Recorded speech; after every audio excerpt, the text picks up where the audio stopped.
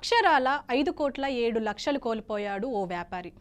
అసలేం జరిగింది అంటే, శివానంద్ అనే వ్యాపారి నిజాంపేట్లో పండ్ల వ్యాపారం చేస్తూ ఏజెన్సీల్లో పెట్టుబడులు పెడుతూ ఉంటాడు. ఇతనికి ఇంకో వ్యాపారి బాలకృష్ణ అనే వ్యక్తి పరిచయం అయ్యి, నేను చాలా ఏజెన్సీల్లో పెట్టుబడులు పెడుతున్నాను, నాకు పెట్టుబడులు పెట్టడంలో చాలా ఎక్స్పీరియన్స్ ఉంది అని చెప్పి చాలాసార్లు అతనితో పెట్టుబడులు పెట్టించాడు. అయితే అది నమ్మి, అంటే లాభాలు కూడా వస్తున్నాయి అని చెప్పి ఇతనికి నమ్మబలికేలా చేశాడు.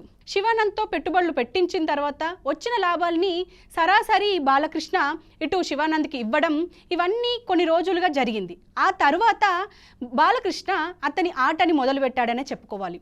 యాపిల్ ఏజెన్సీ అని ఒకటి ఉంది, దాంట్లో పెట్టుబడులు పెడితే 3 వంతుల లాభాలు వస్తున్నాయి అని చెప్పి అతని దగ్గర, అంటే 5,07,00,000 ఇస్తే మీకు వడ్డీతో సహా ఇచ్చేస్తాను అని చెప్పి దాన్ని అంటే నమ్మేలా చేశాడు.